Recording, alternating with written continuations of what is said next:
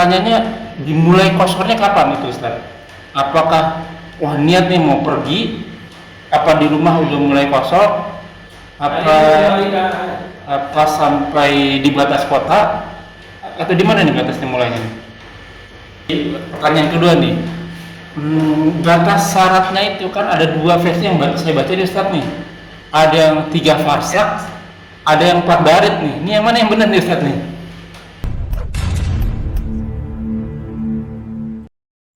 La ilaha illallah Muhammadun Rasulullah. Assalamualaikum warahmatullahi wabarakatuh. Bismillahirrahmanirrahim. Walhamdulillah wassalatu wassalamu ala Rasulillah ala nabiyina Muhammadin wa ala alihi washabihi wa man wala ila yaumil qiyamah wa la hawla quwwata illa billah. Ya ayyuhalladzina amanu taqullaha haqqa tuqatih wa la tamutunna illa wa antum muslimun. Alhamdulillah nahmaduhu wa nasta'inuhu wa nastaghfiruhu wa na'udzu billahi min shururi anfusina wa sayyiati a'malina may yahdihillahu fala mudilla lahu wa may yudlil fala hadiya lahu. Asyhadu an la ilaha illallah wa asyhadu anna Muhammadan abduhu wa rasuluhu. Rabbi shrah li sadri wa yassir li amri wa hlul 'uqdatam min lisani yafqahu. Alhamdulillah rabbil alamin rabbis samawati wal ardh. Tuhan kita semua segala puji bagi Allah penguasa langit dan bumi yang senantiasa memberikan kita nikmat iman, nikmat Islam, nikmat panjang umur, nikmat sehat walafiat, nikmat beribadah, nikmat talabul ilmi, nikmat memiliki saudara seiman, nikmat mendapatkan waktu yang potensial. Salah satu ini kita masih diberi kesempatan untuk kita pelajari kali ini.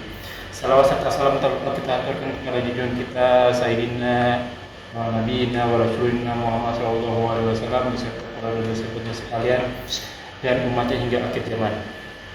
Ya semoga kita termasuk di dalamnya dan mendapatkan salam dari Allah. Amin. Ya kunafillah jazakumullah. Wa iyyakum, kita bertemu kembali di channel mengaji bekerja sama dengan Hada Ilmu, membahas kitab Bulughul Maram karya Al-Hafiz Ibnu Hajar Asqalani, masih di bab zakat.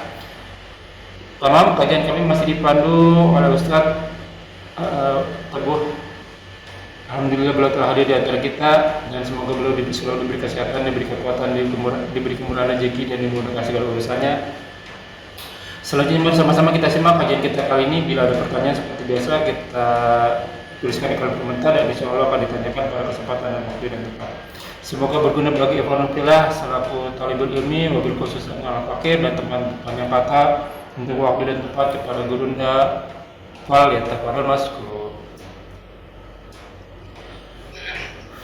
Bismillahirrahmanirrahim. Assalamualaikum warahmatullahi wabarakatuh. Assalamualaikum warahmatullahi wabarakatuh. Alhamdulillah wassalatu wassalamu ala Rasulillah nabiyina Muhammadin wa ala alihi wa sahbihi wa man tabi'ahum bi ihsan ila yaumil qiyamah. Ba'du. Alhamdulillah ikhwan dan akhwat rahimani wa rahimakumullah para pemirsa sekalian yang dimuliakan oleh Allah Subhanahu wa taala. Kita bertemu kembali dalam kajian kitab Bulughul Maram karya Imam Al-Hafiz Ibnu Hajar Al-Asqalani rahimahullah ta'ala rahmatul wasi'ah.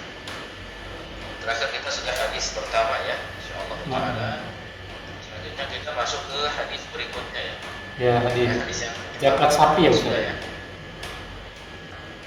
Sekarang zakat sapi ya. Nah, Baik. قال المؤلف رحمه الله تعالى وعن معاذ بن جبل رضي الله عنه أن النبي صلى الله عليه وسلم بعثه إلى اليمن. Dan dari Mu'adz bin Jabal radhiyallahu anhu bahwasanya Nabi sallallahu alaihi wasallam mengutus beliau ke Yaman. Fa'amarahu an ya'khudha min kulli 30 baqaratan tabi'an aw tabi'atan. Kemudian beliau memerintahkan mengambil zakat dari setiap 30 ekor sapi. Itu zakatnya seekor anak sapi tabi, jantan atau betina. Ya. Kemudian selanjutnya wa min kulli 40 musinnatan. Dan setiap kali 40 ekor maka itu satu musinnah. Ya, zakatnya satu musim. yakni seekor anak satu musim. Kemudian wa min kulli halibin dinaran wa adlahu mu'amiriyan. Katakan di sana bahwasanya dari setiap orang yang sudah baligh zakatnya diambil 1 dinar atau yang dinilai sebanding dengan itu. Ya, sebanding dengan itu. Ya, ini dari harga kain mu'afiri yaitu kain mu'afiri. Rawal khamsah diterangkan dalam yang 5. Wal lafdhu li Ahmad, dan lafaznya ada pada Imam Ahmad bin Hanbal rahimahullah hassanahu at-Tirmidzi, telah menghasankannya Imam at-Tirmidzi. Wa asyara ila ikhtilaf fi waslihi, dan beliau mengisyaratkan pada perbedaan dalam masalah usul atau tidaknya, sampai atau tidaknya hadis ini. Wa sahhahahu Ibnu Hibban, telah disahihkan Ibnu Hibban wal Hakim dan juga Imam Hakim rahimahullah taala. Baik, kalau kita perhatikan dari segi hadisnya, di sini memang usulnya Ibnu Hibban sendiri sampai sahihkan gitu Al Hakim. Meskipun keduanya memang dipandang bahwasanya Ibnu Hibban, Al Hakim termasuk yang mutasahih, mudah-mudahan dalam masuknya. Akan tetapi dalam masalah persahihan di kitabnya tidak sahih Ibnu Hibban, Ibnu Hibban tetapkan tidak mutasahih. Artinya insyaallah taala hadis ini bisa dijadikan hujjah terkait dengan masalah zakat sapi. Bahwasanya setiap 30 ekor sapi itu zakatnya seekor anak sapi dari jantan atau yang betina, ya. Dan setiap 40 ekor zakatnya seekor anak sapi musnah. Ya. Jadi itu berarti dari segi usianya sudah cukup. Ya, dan dari setiap orang yang sudah baligh zakatnya diambil 1 dinar atau yang dinilai sebanding dengan itu dari harga kain. Ini terkait dengan zakat sapi yang seperti ini. Maksudnya gimana Ustaz? Sapi sama anak yang baru balik? Ini maksudnya anak sapi yang baru balik maksudnya? Wa min kulli halim dinar. Halim di sini ya berkenaan dengan orang yang berzakatnya gitu. Oh, yang punyanya berarti yang punya sapi udah. Ya, ya. Oh. Misalkan balik seperti itu, jadi ambil, ya, darinya seperti itu. Nah. Kalau misalkan yang punyanya orang yang sudah balik, di sini memang Oh. ada yang dipersyaratkan akan adanya buluh, yakni balik orang yang memilikinya. Ya, yang memilikinya itu disifati balik, jadi memang sudah.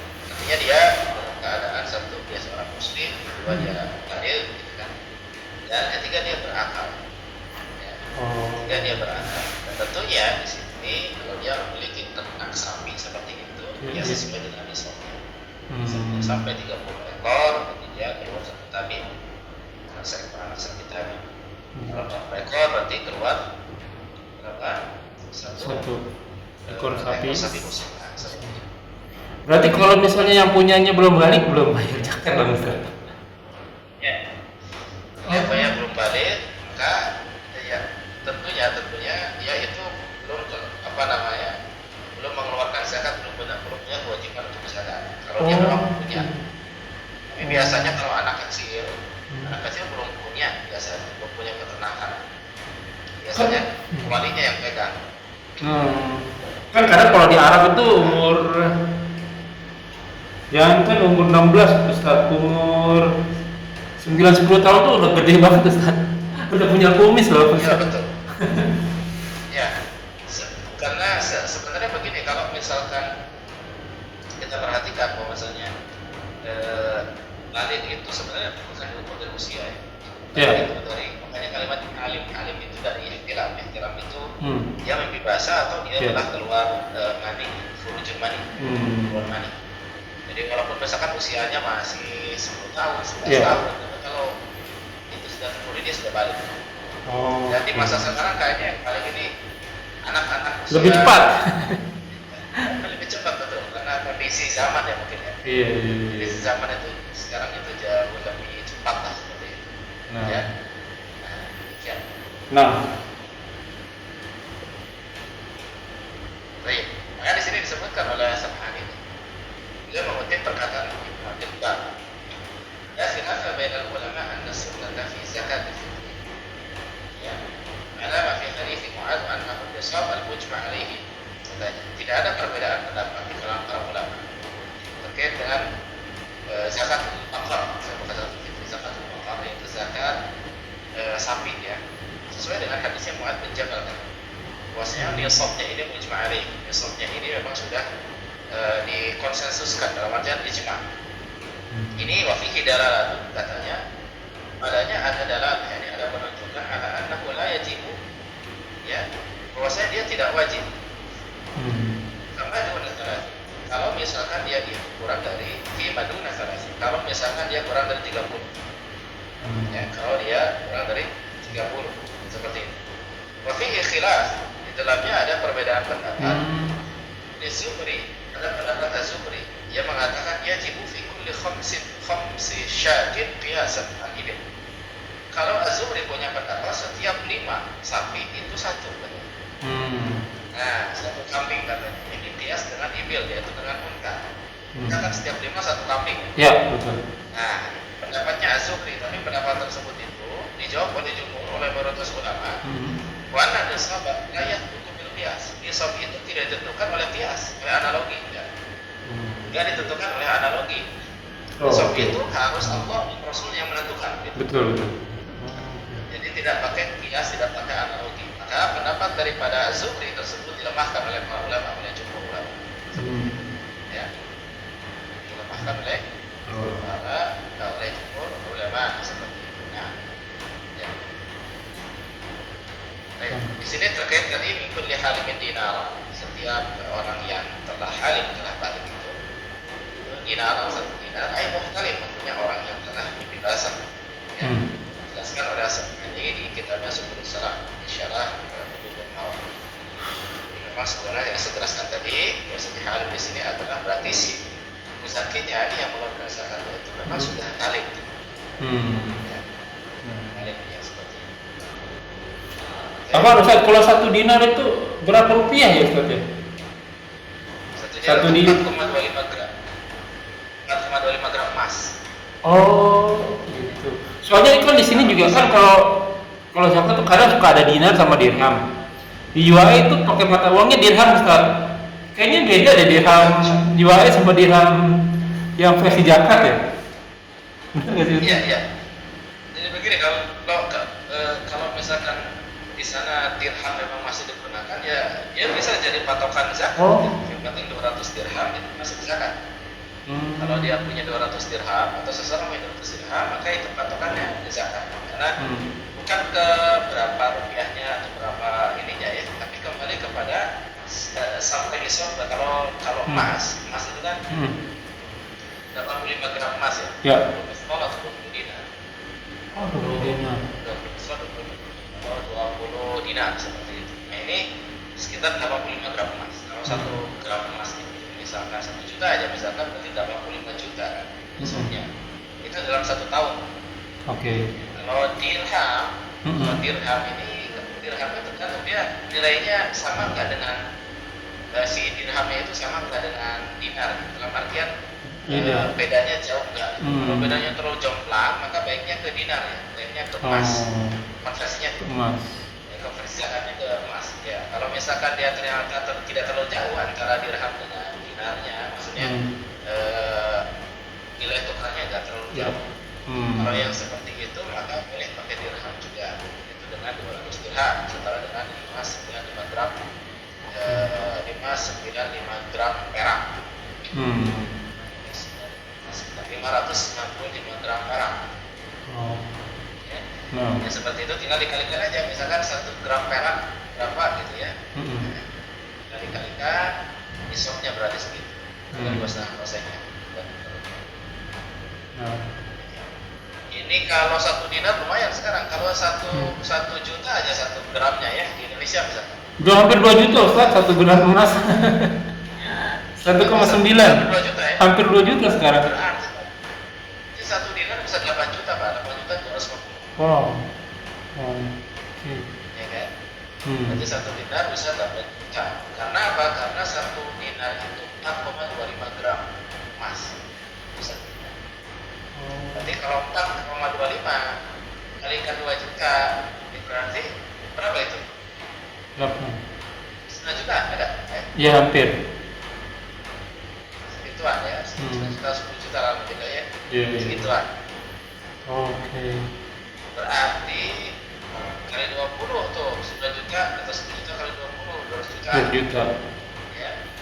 Nah, berarti 200 juta baru keluar zakat 2,5%. Kalau emas. Ya. Iya. Boleh juga. Lanjut. Ustaz, Ternak itu cuma di 3 aja ya Ustaz ya? Unta, kambing atau domba sama sapi ya. Kalau ternak yang lain nggak ada hitungannya gitu, kayak kuda gitu. Baik. Nah, terkait dengan bahimatul an'am, ini memang disepakati oleh para ulama dan memang ditujukan di hadis-hadis semua ini, yaitu unta, sapi, kemudian kambing seperti itu, ya, unta, sapi, kambing. Adapun yang lainnya ternak juga, cuma tidak termasuk dalam bahimatul an'am yang diatur di dalamnya ada zakat, gitu ya. Kayak ikan, ayam itu nggak masuk berarti Ustaz? Bebek gitu, burung. Ayam ini tidak masuk, ayam tidak masuk. Nggak pernah zakat berarti. Ya, sebagaimana juga dia tidak masuk di hewan penyembelihan, ya. Oh, Hewan penyembelihan maksudnya hewan ilmiah, hewan kurban gitu kan. Dia nggak masuk itu. Walaupun ayam, walaupun ada sebagian ulama yang menyatakan ayam itu masuk hewan kurban, gitu. Tapi ulama itu lemahkan oleh para ulama karena bahimatul an'am yang disebutkan itu adalah ya hanya ini, hanya unta, kemudian hanya sapi yang setara dengan sapi dalam berbau. Kemudian selanjutnya adalah kambing. Siap. Ya, Oke. Ustaz, kita ke pertanyaan, kayaknya pertanyaan banyak nih Ustaz. Ini kemarin 2 minggu nih. Masih masuk ke safar kemarin Ustaz. Ini mulai dari mana nih, saya bingung. Terus sebentar ya Ustaz. Nah, kalau yang safar itu Ustaz, apakah sholat tatawuf itu kita kerjakan juga kalau udah sampai? Kayak duha, tahajud, nafilah mutlak gitu, sholat wudhu, sholat tawaf, sholat khusyuk, sholat tahiyat masjid, itu waktu safar dikerjain juga Ustaz kalau misalnya udah sampai gitu. Pertanyaan bagus. Kalau misalkan sudah sampai, maka silakan untuk melaksanakan tidak mengapa. Ya kayak misalkan tahiyat masjid itulah setengahnya terikat dengan masjid ya. Iya. Dengan masjid boleh untuk tahiyat masjid seperti itu. Ya, kemudian untuk sholat tahajudnya misalkan atau sholat sholat witir dan lain sebagainya. Silakan. Kalau sudah sampai di tempat. Kalau misalkan untuk rawatib, maka tentunya di sini adalah pada dasarnya kalau masih dalam perjalanan itu hanya pembelian subuh. Subuh yang dilakukan.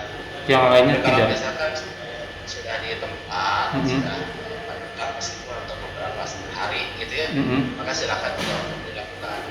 Karena kondisinya sudah terminah, dalam artian sudah tidak dalam keadaan jalan lagi gitu ya. Tapi sudah tinggal beberapa hari lumayan. Sebentar. Saya jadi ingat ini Ustaz. Ada 2 kejadian yang dimana Rasulullah safar kan Ustaz ya. Kan setelah Rasulullah itu tanda kutip sebenarnya diusir dari Mekah, akhirnya pindah ke Madinah, jadi mukim di Madinah. Walaupun dalam keadaan merdeka, Rasulullah kan nggak balik lagi ke Mekah, kecuali 2 keadaannya Ustaz. Waktu mau Fatu Mekah sama apa ya satu lagi saya lupa ya. Nah, waktu kejadian Fatu Mekah itu apakah Rasulullah kan udah sampai tuh, dia masih kosor juga apa enggak tuh Ustaz tuh? Baik, pada saat itu kondisinya Madinah itu sudah menjadi kampungnya beliau Sallallahu Alaihi Wasallam. Ya. Nah, Rasulullah SAW ketika melakukan Fatu Makkah, maka beliau ini masih kosor ya, maksudnya melaksanakan kosor, jamaah kosor. Nah, iya. Ya. Jadi beliau kosor karena pada waktu itu Makkah itu sudah tidak menjadi tempat tinggal beliau. Tempatnya adalah Makkah itu sudah menjadi tempat safar beliau. Karena pada waktu itu karena beliau sudah terusir dari Makkah dan kemudian masuk ke Madinah dan tinggal di Madinah. Karena ketika masuk Makkah itu kan udah berapa tahun tinggal di Madinah tuh? Iya, betul.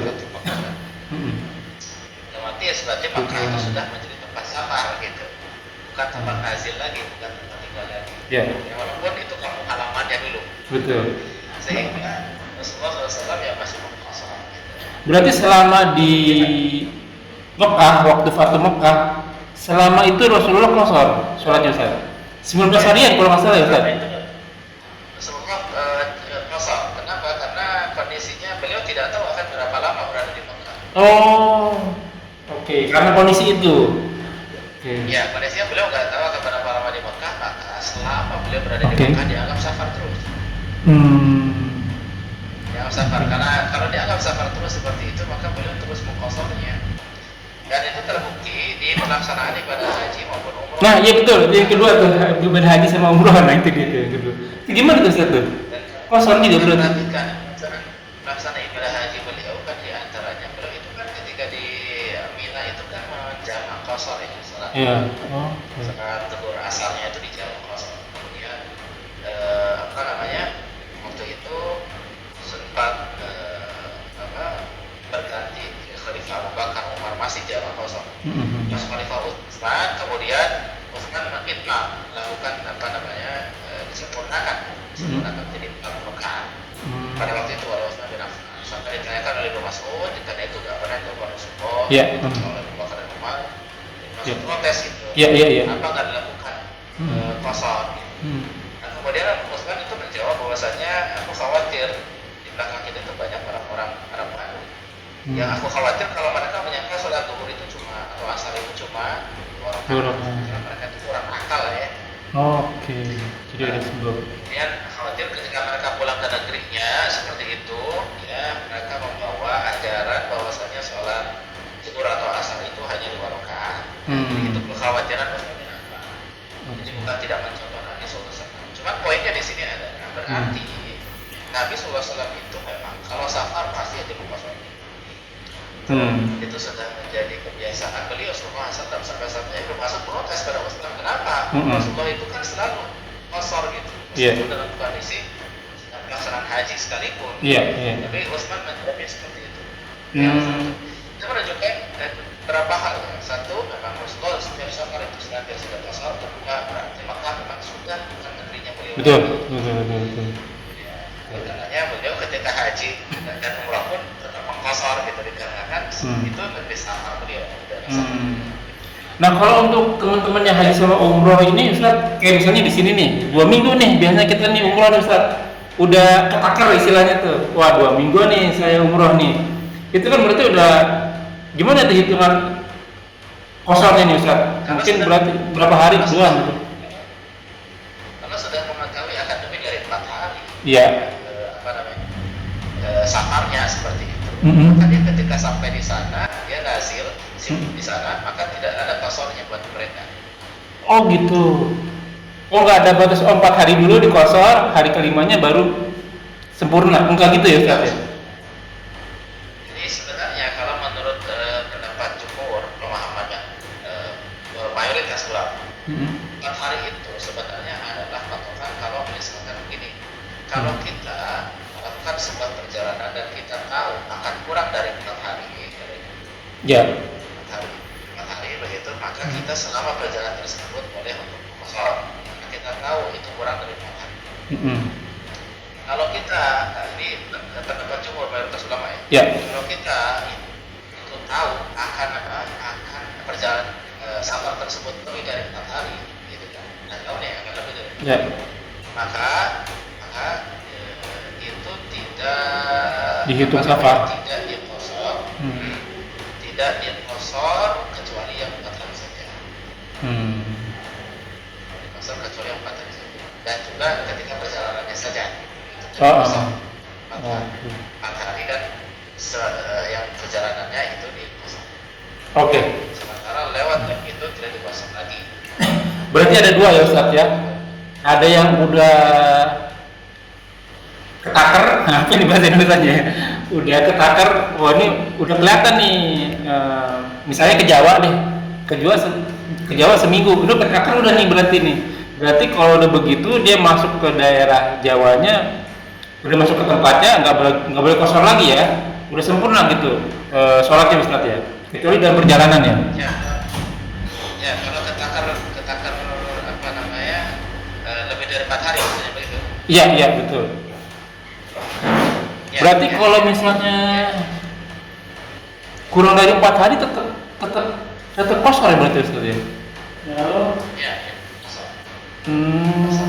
Kalau misalkan tidak tahu akan berapa hari, karena kita urusannya mungkin Iya, iya. Maka yang seperti ini boleh untuk dikosor selama di sana. Oh, ya, karena nggak ada planning ya. Ya, karena nggak tahu tuh. Iya, iya. Ketika beliau melakukan pengakuan terhadap Bani Muqawqah, Bani Nadir, Bani Quraidah, itu kan nggak tahu ya sampai berapa lama Iya. pengakuan tersebut beresnya kapan gitu kan. Iya, iya, Maka iya. beliau itu selama di sana walaupun belasan hari terus dikosor gitu. Oh, oke. Nah, sekarang, Bahkan sampai berapa hari tuh. nah, Nah, udah di zaman Rasul SAW pelaksanaan haji dan umroh itu tidak diketahui akan berapa lama. Ya kan, karena nggak bisa diprediksi, karena nggak naik pesawat kayak kita yang kapan iya, iya, schedule-nya. tiket sesuai tiket enggak kan. Hmm. Mereka berangkat apakah nanti kemungkinan mungkin di jalan nanti ada Kejadian. pulang yang nggak langsung. Isya, di antara mereka mungkin ada yang kemana gitu kan. Masing-masing tidak diketahui berapa lama. Karena pelaksanaan haji kan sebenarnya cuma tanggal segitu-gitu aja kan gitu. Jadi kalau kita perhatikan dari tanggal 8 sampai tanggal 12 saja. Nah, sebentar, Pak. Hari haji kan tanggal. Cuma persoalannya adalah kita nggak tahu gitu. Atau Rasulullah dan para sahabat itu nggak tahu akan berapa lama ya misalnya. Iya, iya, iya. Ya. Nah, sekarang pertanyaannya, dimulai kosornya kapan itu, Ustaz?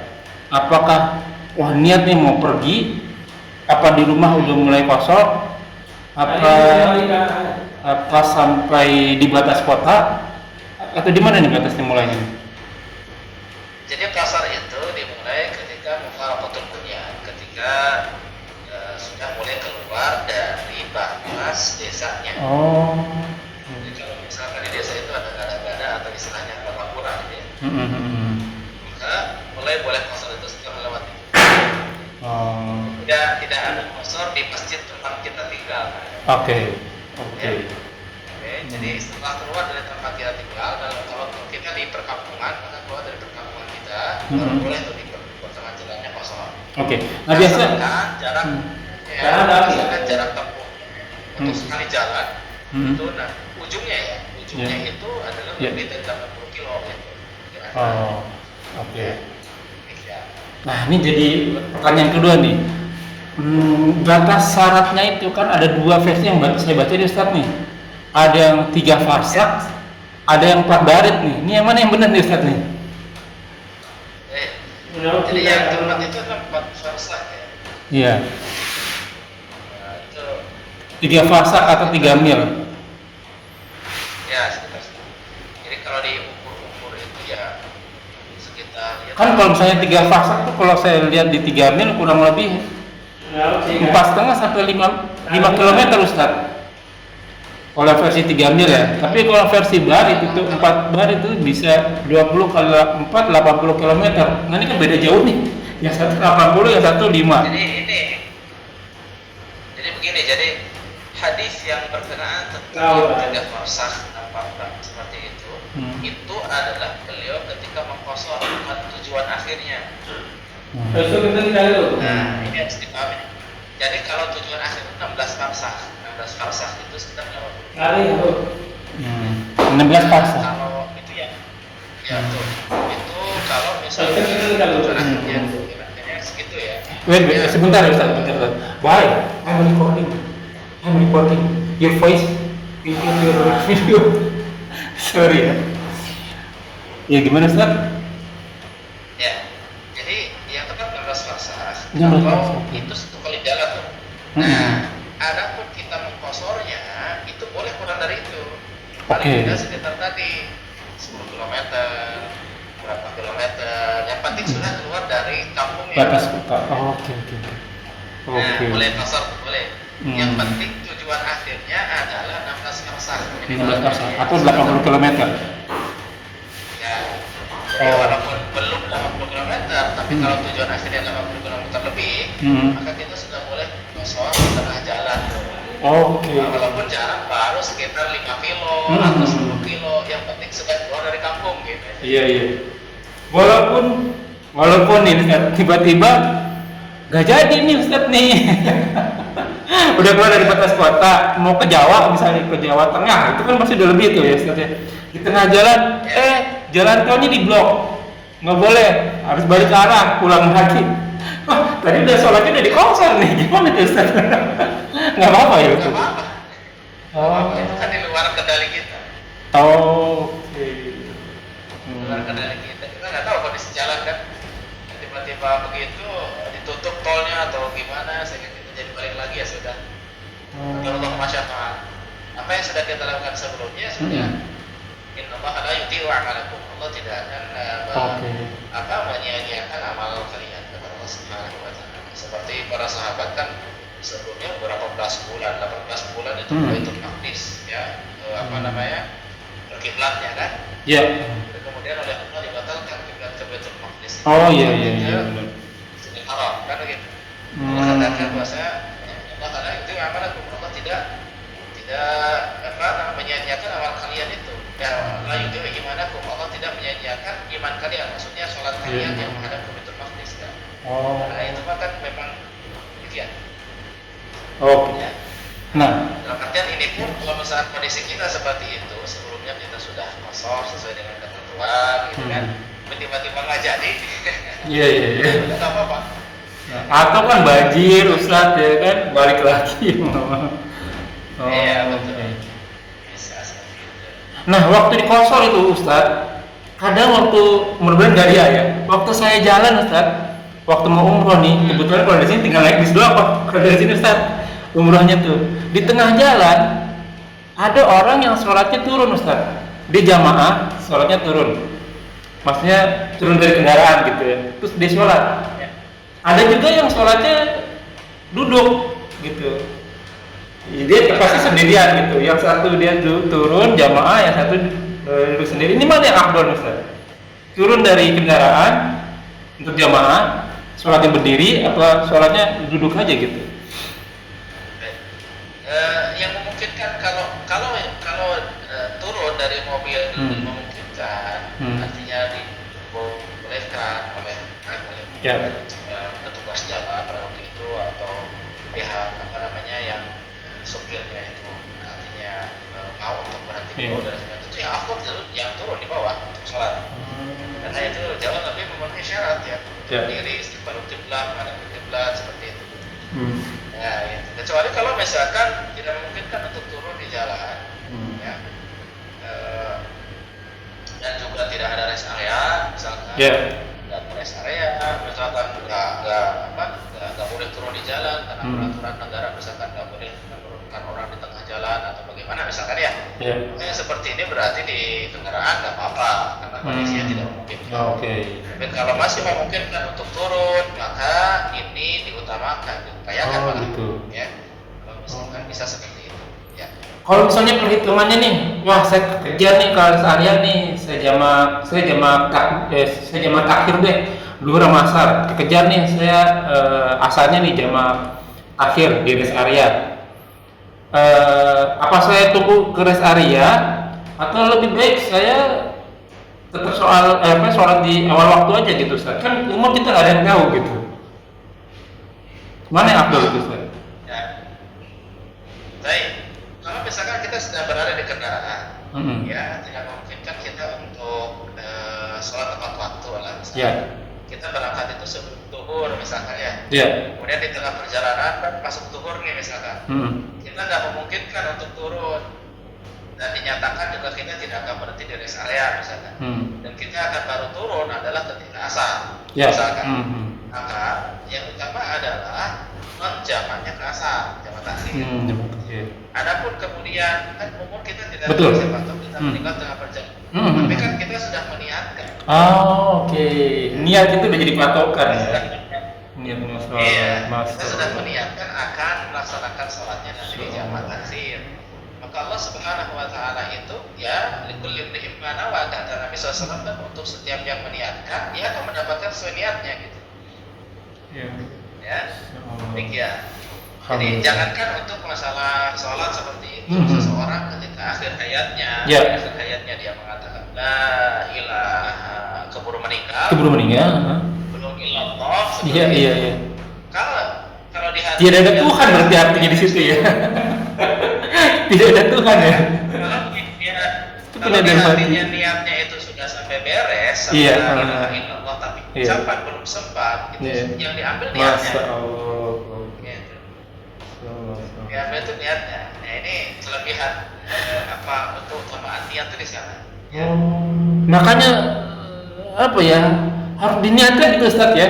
Dia dapat pahala duluan ya. Udah invest duluan berarti Ustaz ya.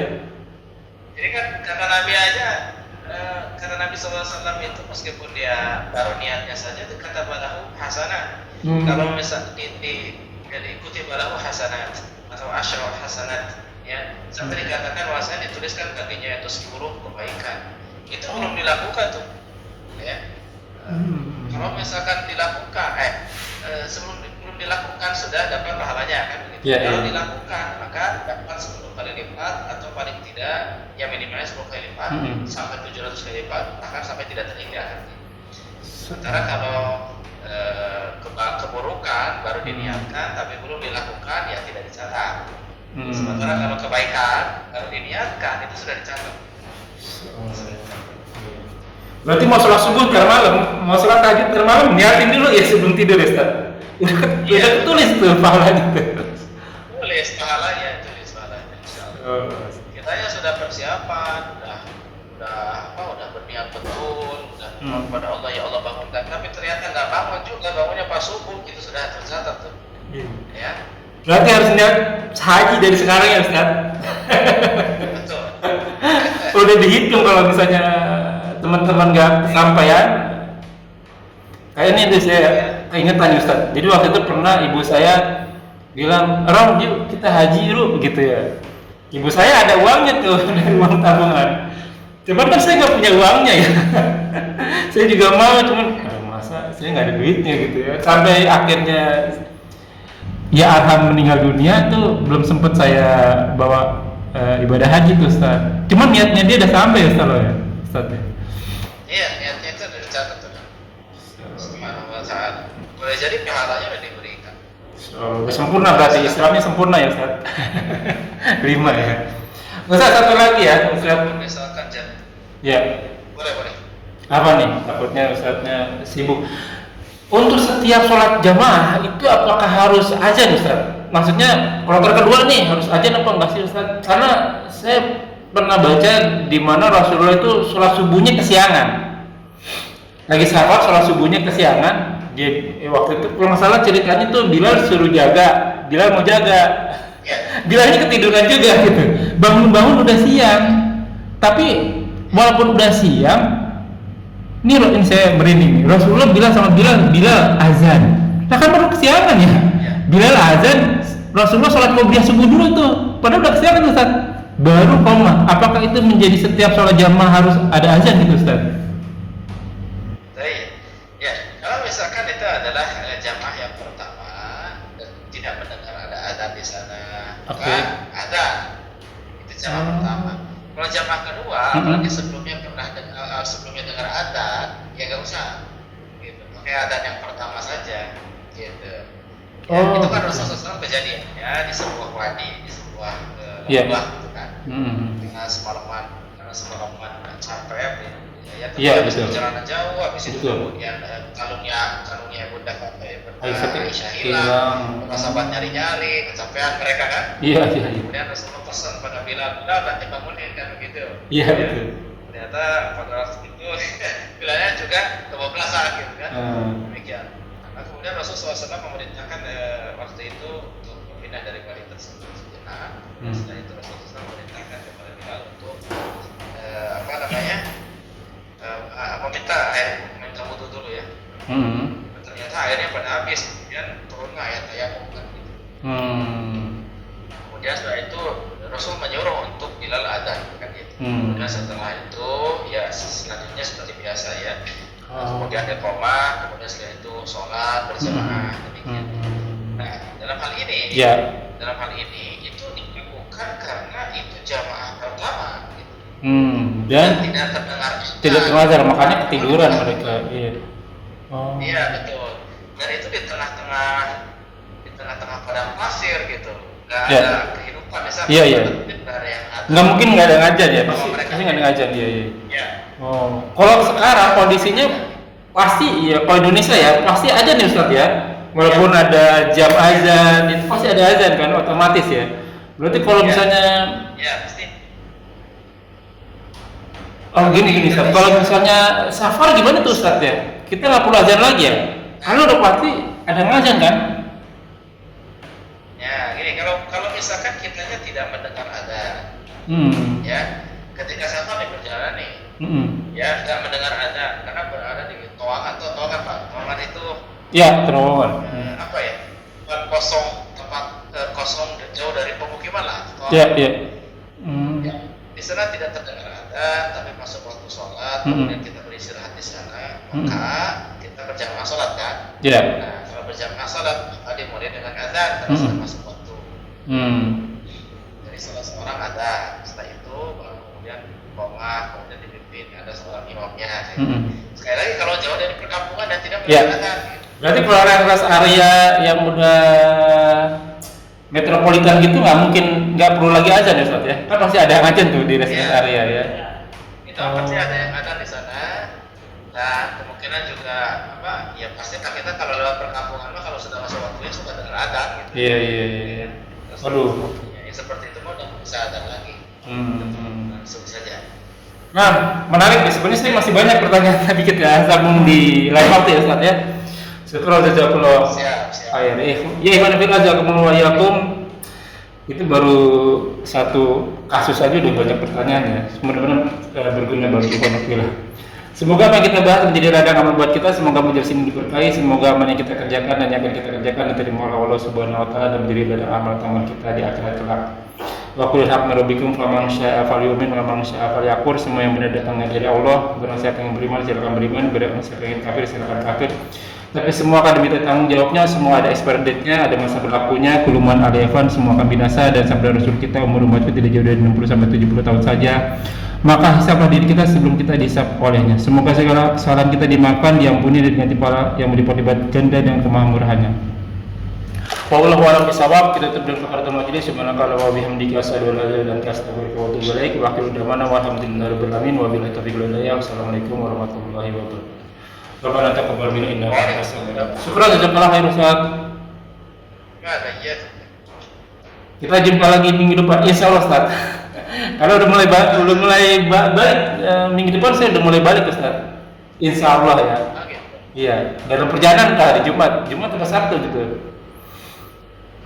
Kalau masih bisa sempat kita calling-callingan kajian. Syukur jazakallahu khair Ustaz. Assalamualaikum warahmatullahi wabarakatuh. Waalaikumsalam. Izinlah Ustaz. Assalamualaikum.